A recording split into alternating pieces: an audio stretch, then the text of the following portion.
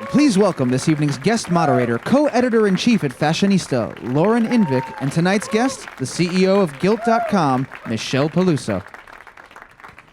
Well, thanks to everyone who came out today. I'm obviously so excited to speak with Michelle, who's been CEO of Gilt now for about a year. Did you ever think you would be CEO of a fashion retail company? I have to tell you, it is the best job. So if I didn't imagine it before, I'm sure glad I found it. I've been on the board of Gilt for 4 years and CEO for a year, and just so passionate about this amazing, talented team that I get to work with every day. Now, I'm curious how you made the transition to CEO. Did someone call you up one day and said, Michelle, do you want to do this? Yeah. Did you put together a pitch? So I've been on the board for 4.5 years, actually, so from early days of Gilt. And being a New York company and living in New York, I just really got to know the company well. And so got to know the management team, helped to hire some of the management team.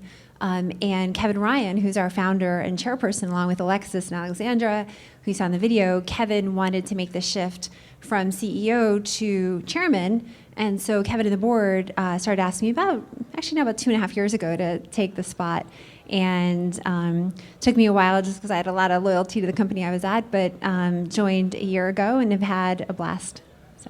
Now, there are, as we well know, there are woefully few women in your position who are CEOs of companies. What advice do you have to women in the workplace? And I assume you're a big fan of Sheryl Sandberg's Lean In. Yeah. Well, Cheryl's awesome, and I think she's bringing so much great conversation, which is fantastic. I've known Sheryl actually for a long time when we were in the White House together way back in the day.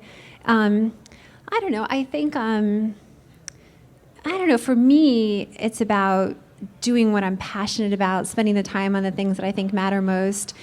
Being a great mom. I'm a mom to a 4-year-old and a 5-year-old who are adorable and obsessed with superheroes. And, some of it's just about figuring out how you can be amazing at the job you do and passionate about the job you do and be the mom you want to be. I don't know that there's any such thing as balance. I haven't figured it out if there is, but I firmly believe in structure. So as everybody at Gilt knows, I leave the office religiously at 5 o'clock every day, and I'm home by 5:15, and so then it's, building Ford time and reading books and all this other stuff. And then I work 8 p.m. to 11 or 11:30 every night after they've gone to bed. So, for me, it's just about being really sort of disciplined and structured with how I spend my time so I can, hopefully do both jobs pretty well. So going back to Gilt in your first year, what would you say are your major accomplishments, and what have you been focused on? Well, I'll tell you the 4 things we've been focused on. One is just accelerating growth. At Gilt, we have this incredible mix of fashion and technology. And I think that, there's so much happening in the world. There's so much transforming. And we're at this really amazing place where fashion meets technology is super relevant for people, for young people, for urban people, for people of style, that Gilt delivers such an interesting promise. And what I wanted to do was make sure that we were really focused on that core business and to accelerate growth. And so the nice thing is we're coming out of a year where we've grown the fastest we've grown in a bunch of years, which is exciting. We also wanted to figure out how to be very indispensable to our brand partners. And so we've been spending a lot of time. We have these amazing brand partners who make us who we are. And so really understanding how we can be a marketing platform for them.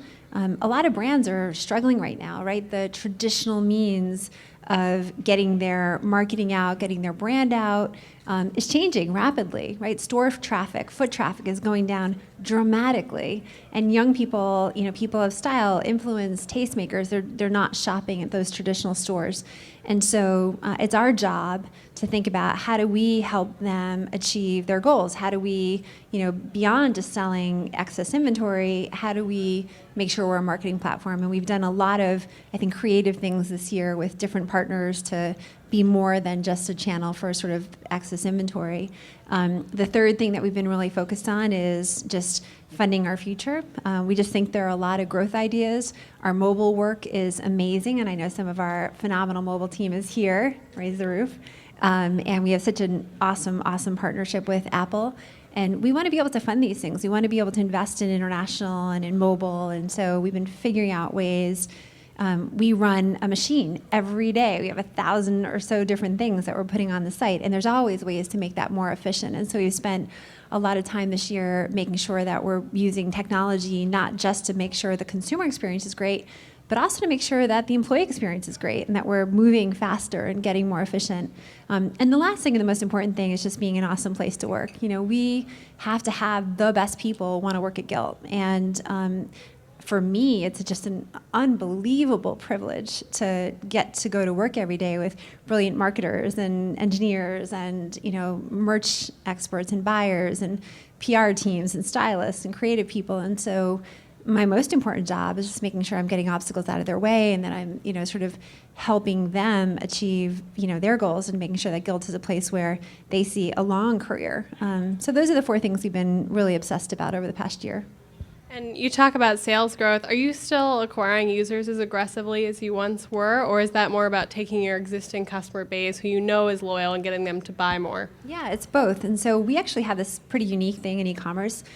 We have a very strong revenue retention rate. And so when someone becomes a Gilt member, and part of this is because they might start as a women shopper and then they find a guy and they want to make him over and they look into our men's store and then they get an apartment and we've got great things in our home store and maybe they're pregnant or have kids. So our job is to evolve with that customer. And as a result, we have very strong revenue retention. If you take a group of members we acquired 3 years ago, 4 years ago, 5 years ago, the vast majority of the revenue is still with us. Those customers are still with us, their revenue is still with us. So for sure, half of our brain is focused on how do we make sure we understand who they are, how they're growing, how they're changing, what we're putting in front of them. We have an enormous amount of work going on with our team on personalization and relevance.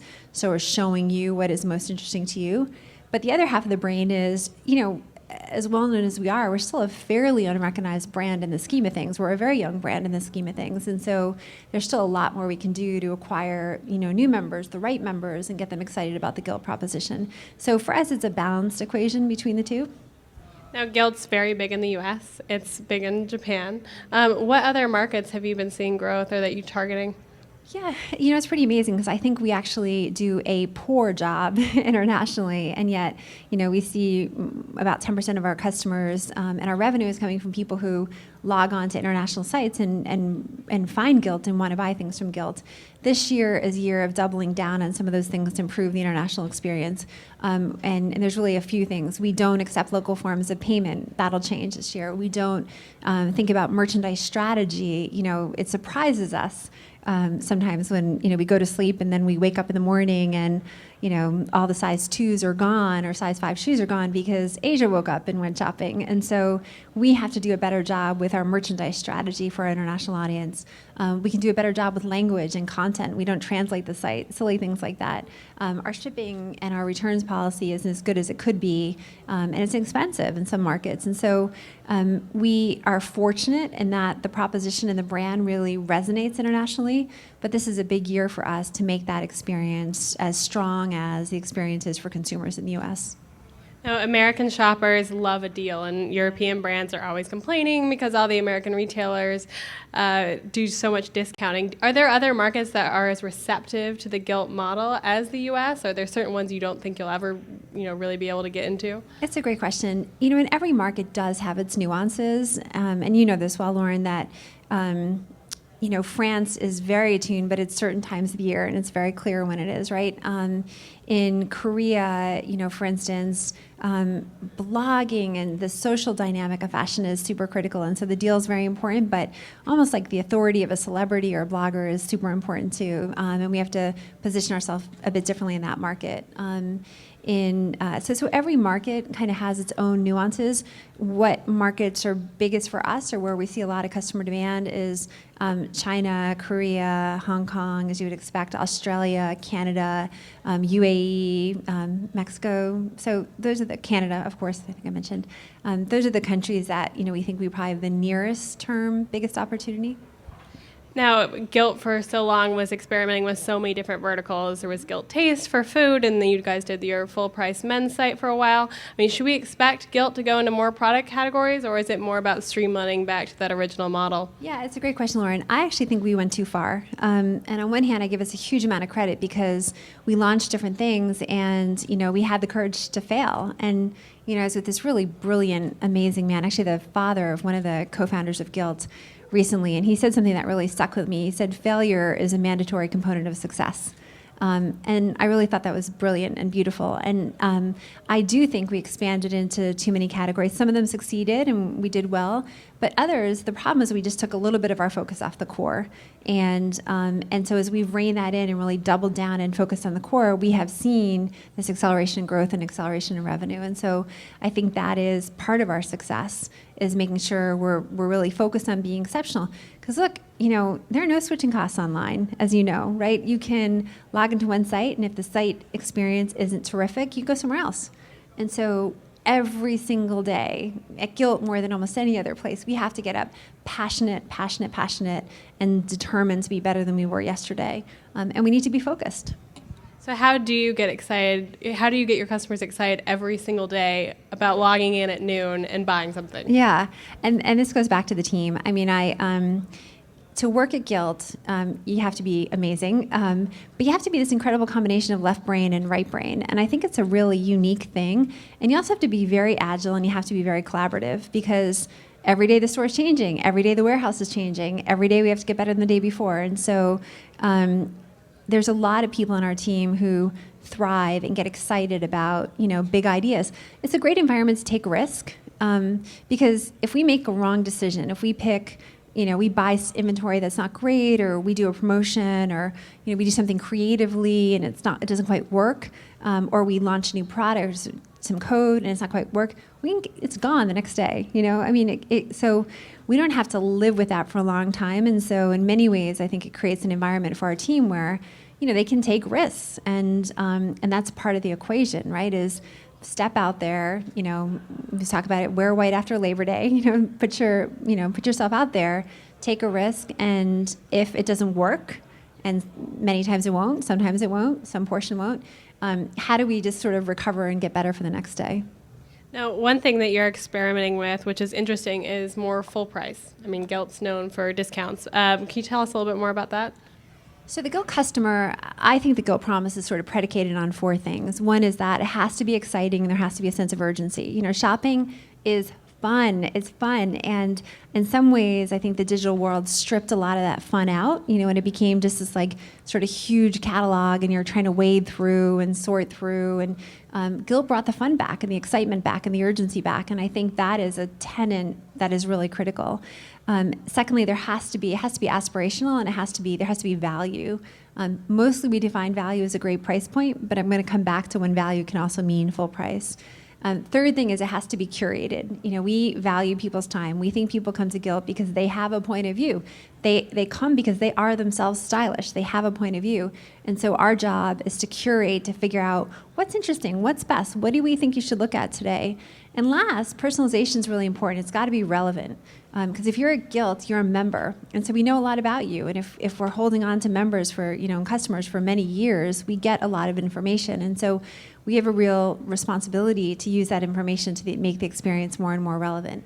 So in the case of full price, if it's just full price that you can find everywhere else and there's nothing particularly interesting or exciting or value or relevant or curated, it's really not going to work for us. And we've experienced with that in the past that, but if full price is interesting and unique and there's a value component, it can work really well. A great example is I was having dinner with the CEO of Stuart Weitzman, brilliant guy, Wayne Culkin, and he was talking about the anniversary of the 50/50 boot. Iconic Stuart Weitzman boot, 20-year anniversary, gorgeous, gorgeous boot, $700. And he was talking about how do I just sort of focus, attention on this really interesting anniversary moment. And our team started brainstorming with his teams, and their team is really innovative. And so the two teams pushed each other, and we decided to do a whole event around the 50/50 boot. Video from Stuart Weitzman about what inspired him to build shoes, a bunch of models who came. We had a big event who were wearing their 50/50s, talking about how they wore them. Stuart Weitzman designed certain colors just for us, so we had exclusive colors and exclusive offers of the 50/50 boot, including a $10,000 crazy Swarovski crystal boot, which was bought on an iPad several times. And that, we did $1 million of that boot quickly because it was full price, but it was interesting, it was unique, it was relevant at the moment, it was exciting. We had these exclusive colors, and so that's where we can do full price and we can be a great marketing platform, but it's got to have those 4 things. It has to bring something unique to the customer. And how often can you do something like that and still get customers excited? It doesn't, I think creativity is always shifting and changing, right? We don't use the same formula, but I think there's endless appetite both from our employee base and from our customers to say, push us in a new direction, try something new. We just did 2 Infinity cars. Infinity came to us and said, we're really interested in women in fashion in our cars, and we have this great new car. So we had Tom Brown and Zach Posen redesign the interiors of those cars and the exteriors.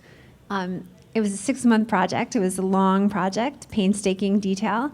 It was gorgeous. Those cars were beautiful. Generated a huge amount of attention, test drives, and exciting for our customers. When we launched that sale for people to buy, those pages were, the most visited pages we've had in, months.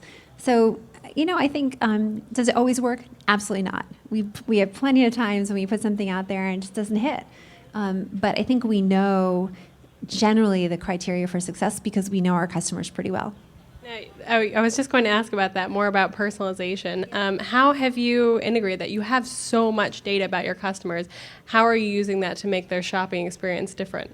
Yeah, so when I think about personalization, I always think about 3 things, and 2 things I think we're doing, 1 we're not. One is sort of more the traditional marketing personalization. Do you have a sense of personas? Do you really understand the types of people who shop with you? Are you buying for certain types of people in mind? Do you understand what they do with their free time and how they feel about Gilt? And I think our teams have done a tremendous job of thinking about those sort of 9 personas of Gilt and who they are. And so our men's team can really look at these 2 core personas. They're actually named Sean and Drew. And if you go to our men's department, there's pictures, there's images, there's story about these guys. And so when our buyers are buying and our merchants are thinking about it, they really design, they have a point of view, and our creative teams when they're shooting and styling and the like.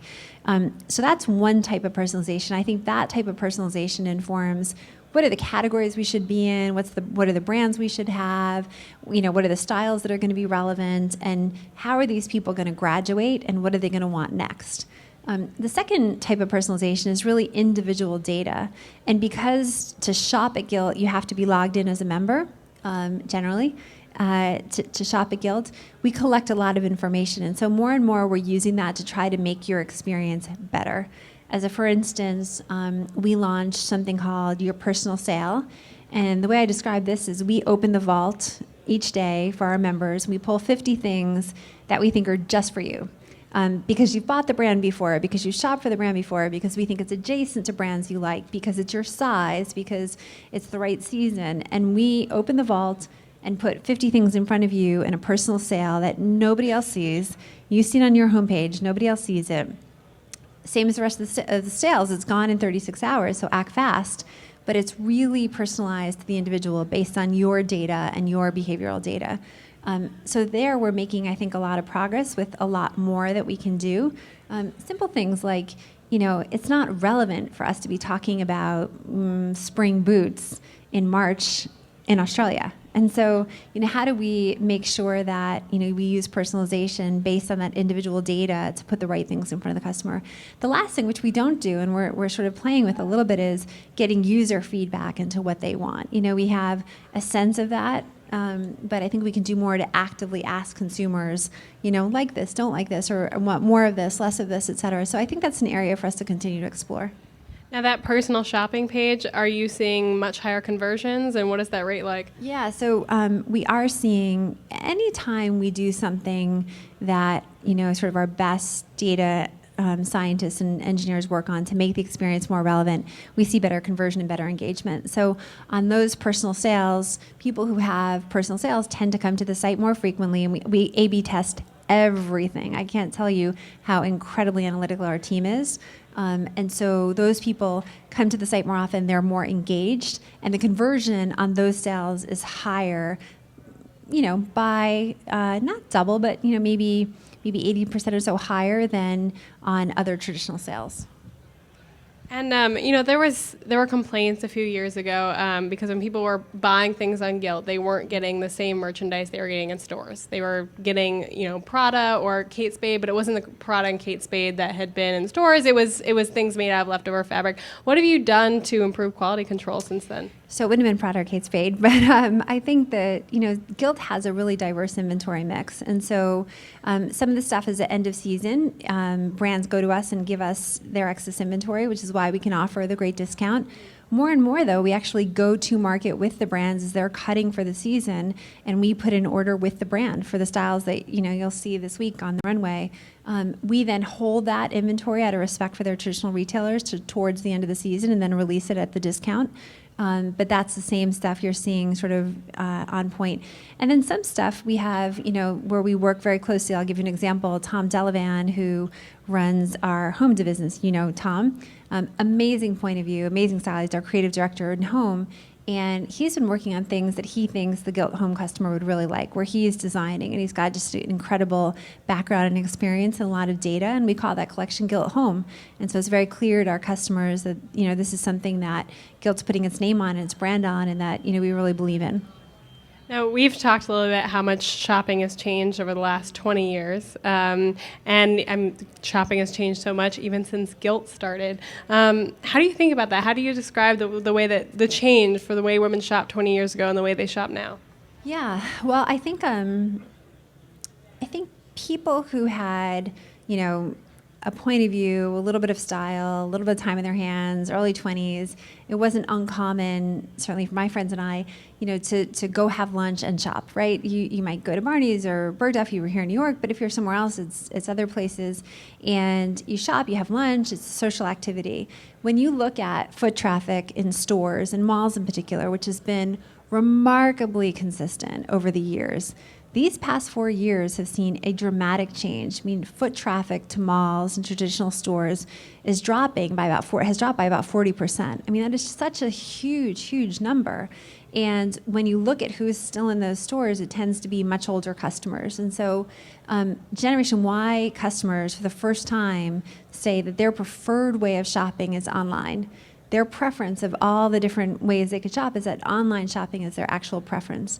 And when you look at the spend patterns of Gen Y, they haven't even come close to their prime spending years. They're in their early curve of their spending years. And so I think it's a very sudden transition, actually. And I think mobile is just increasingly important. At Gilt, more than 40% of our revenue, more than half of our visits every day come from mobile. And we do a lot to make sure the mobile experience is unique and exciting and differentiated, because we know when she or he picks up their mobile device, they want something different from Gilt than when they're at their desktop. Now, we know that online makes sense because it's so convenient. It's always there. You have an unlimited inventory. Are brick and mortar stores not doing something right? Is there anything they can do to make themselves more interesting, to make people want to come back in stores? Absolutely. Absolutely. I think it's unequivocally yes. And there are stores that are doing phenomenally well, right? In the sea of sort of this downtrend, there are stores that are bucking the trend. I think the challenge in general for really big brands and really big retailers is threefold, right? Do you have the vision of what it takes to get young people excited about coming to stores, or just young people excited about your brand, forget stores? Is that sort of top of mind, and do you have the strategy and the vision to do it? Secondly, do you have the resources, right? Because when your whole resource base is in a large network of brick and mortar stores, it's just hard to put the right amount of resource against the digital transformation. And third, do you have the talent? It is very clear to me that Gilt succeeds because Gilt has the best talent. And so, can you attract the best social marketing people? Are they going to feel like they're super important to the future of the company? And I think as big retailers get the answers to those questions right, of course they can do great things. They have a tremendous network. They have a tremendous amount of resources. So I think there's certainly hope. But those, if I were, thinking about a big brick and mortar network, those are the things I'd be really thinking hard about. And in terms of how shopping has changed since Gilt started, I mean, are there certain price points maybe people weren't comfortable with 5 years ago that they now are? Were there certain price categories or certain categories like home that people just weren't comfortable buying online, but now they are? What have you seen that's changed? Yeah, so it's still the case that people want to activate, try their first purchase, make it as risk-free as possible. Gilt City is a great vehicle for that. That's our local experience business. Tends to be a lower price point. It's easy to make the try. You don't have to worry about is it going to fit or something. Jewelry, costume jewelry is another great first purchase. And so we still find that it's important to make sure those first-time customers see things that are, easy for them to step into the Gilt experience. You're not going to buy necessarily, a Carolina Herrera dress on your first purchase. And so that's important. We also have to get better. I think we've made a lot of progress, but we have to get better at making sure our imagery is as good as it can be, but also like sizing and fit and, how does this designer run and how will this fit you? And those kind of things we've made a lot of progress on, but we have more to do, and different devices require different things. We have, for instance, always really prided ourselves on having, models, and we love that on all of our shoots. The flip side is, on a small mobile device, if you're showing a whole person, you don't really see that sweater. And so we've been thinking a lot about how do we optimize, creative imagery, and how do we talk about size and fit, and how do we do that even differently for different devices. Now I've got to switch over to Q&A, so I'm going to ask you two short questions. One, probably the question I'm most interested in is, everything about Gilt. Do you have any secret tips for scoring something before somebody else? I do, and his name is Gray, and he's actually sitting in the audience. Our amazing PR talented colleague, Gray, dumps things in my cart and sends me a note and tells me I should check out and buy these things. And so definitely the secret weapon is Gray. One of the most talented people at Gilt. And so, yeah, that's easy. I just know how to take orders.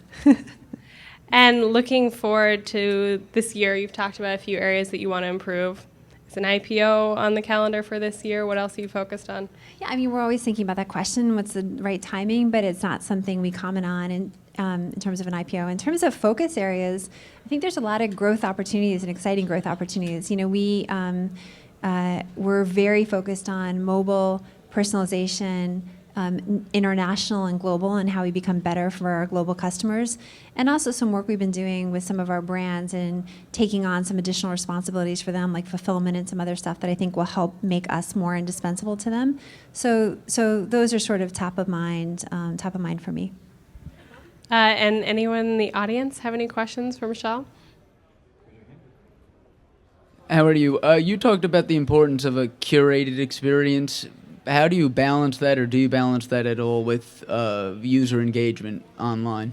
Yeah, it's a great question. And it's interesting because sometimes we ask ourselves this question, right? Of if we had the ability to search for anything you wanted, would that be a better user experience? But then would you lose the excitement and the urgency of what Gilt is? We firmly believe that this idea of putting relevant, interesting things in front of you and getting you excited is the heart of what Gilt does.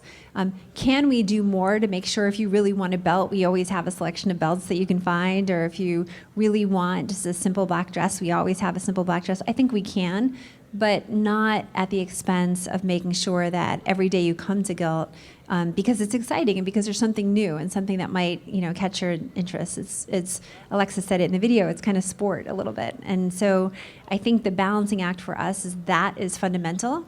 Can we do a better job of making sure sort of your basic needs are met? Yes. Hi. What do you think of, there's a lot of brands that are afraid of hurting their name to be on, discount site, even though it's great. So how do you approach brands, and how do you convince them to be with you? Yeah, it's a great question, and I give huge amount of credit to the founders, Alexis and Alexandra, who really, and Kevin, of course, who were the ones who were first tackling that question when Gilt was unknown. It actually isn't difficult now, in large part because Gilt has such a good reputation, and for a lot of our brand partners, they have excess inventory. They all do, right? It's part of the business, and if you come to Gilt, you know that we can take it all. We will shoot it. We will make it look beautiful. We hear from a lot of our partners that we make their brands look better than they do online. And it'll be done in 36 hours. And that we have this really affluent young audience. And we have a lot of data and case studies that say, if we launch a sale and we do a sale with you, even just their Google traffic will go up, right? People get sort of interested in the brand. And so I think we have enough data points, but what we're really focused on is being a great marketing platform, being super easy to work with, elevating their brand through the entire experience, and just making sure that it is so seamless, so easy, so brand enhancing for them. And I think the teams have done a really nice job. And then we're always figuring out new things and new ways to do things. So it might be new editorial or a new video, or it might be the way we style things, but trying to make sure we're always a fresh perspective. Hi. I know you have a internal policy of answering employee emails within 24 hours. I think that's great and commendable. I'm wondering how much of an open door policy do you have? What kind of emails do you get? Does everyone have your email address? And what sort of internal issues are you dealing with from employees? What are they writing you about? And Mark, do I have a door? I actually don't have a desk. I don't have a desk. So we have 1,100 employees at Gilt, and about 600 of them are in our headquarters in 2 Park. And I don't sit anywhere permanently. I'm a gypsy. So I will spend a few weeks with one team, and then I'll spend a month with another team, and then I'll spend a few weeks with another team. And my assistant Ruth is awesome. And every once in a while, I'm like, gotta roll, we gotta go, let's find somewhere new. And so we pick up and we go park it with another team. And it's been awesome for me this past year. So to really get to know the teams, and there's different cultures. Our tech team is a bit different than our fashion team and our marketing team. And so it's been super great for me to get to know truly everybody who works at Gilt. And I love it. I actually thought I was gonna do it for the first couple months. That was my thought, is I'll be fun to do it for the first 2 months, spend a week with every team, do some of their work, do an all hands with each team, get to know everybody. But we're 1 year in, and no signs of changing. So it's definitely a very open door policy. And I may show up sitting next to you next week, so you never know. Yes, everybody has my email. Anybody can come by and talk, and I try really hard. I just think it's respectful, right? I try really hard to get back to people. I think if people put energy and effort and passion into something, you should be respectful about it. Am I always flawless? No, of course not. I have a 4-year-old and 5-year-old, so every once in a while things fall apart. But I try after they go to bed at night to make sure I don't go to sleep until I've sort of just put a cap on the day. And that just means making sure I've gone through things. And I might send back a 1-word response, and that I'll read more and get back later, or I might be able to really pick up the phone and do something, call someone, or I might put them on my calendar for the next day. But look, it's actually selfish in a way. I'm inspired by the people I work with, and when I'm having my worst day and the hardest day, and those days where you're like, I'm gonna rip my hair out, it does me a huge amount of good to hang out with these amazing people who are making a difference at Gilt. So for me to go sit in an office somewhere remote, like I wouldn't be good. I wouldn't actually feel great. So you touched on user acquisition. What's the next demographic or user base that you're trying to capture? Yeah. So, it's funny because I almost think about it more as like a psychographic, if that makes sense. I think people who love Gilt are people who themselves have a bit of a point of view. I think that what Gilt does really well is we can push you and encourage you and inspire you and shift you and move you and make you think about a new brand or a new look, and that's our job. But we tend to attract people who are slightly more urban than not, slightly more affluent than not, educated, have a point of view, have a bit of style, and generally younger than sort of the rest of the internet demographic. And that's true. You know, sometimes I talk to our team that I think our New York customers in some ways have more in common with our Hong Kong customers than they might with other parts of America, you know, because it's this sort of more worldly group that's kind of thoughtful and curious and interested, and our job is to kind of push that and excite that and generate more, you know, help customers generate more of a sense of point of view. My question is with social media marketing. I know a lot of brands are kind of delving into using, for example, Snapchat or Instagram, like the individual side of Instagram. Is there any plans on using Snapchat or Instagram as like targeting like certain customer bases? Yeah. And if so, when, so I can know? Thank you. Yeah, it's a great question. You know, it's funny because Gilt was built off of social, right? It was a referral program, and you had to tell your friends to become a member. And so before even some of the social sites were as prominent as they were, the idea of Gilt was pretty social. And it goes back to why I think there's this sense of a membership of people of style that, you know, means something. We do a lot with some social sites, and we're doing more and more. We're making it easier and easier for you to share a brand you love or a product you love or an idea you love with your friends. We've just started playing with the Gilt Life, hashtag the Gilt Life, which is our way of letting customers show us how they wear certain things, and, you know, or maybe the Gilt box that arrived, or, you know, we had a customer the other day during holiday, we had tons of people posting pictures, and they built a Christmas tree of Gilt boxes they had gotten in the past few weeks. And so, you know, we're starting to do that, but I would say it's nascent for us. It's early days for us, and I think we have a lot to learn and a lot to explore still. Thank you so much. What a nice night. Thank you. Thank you.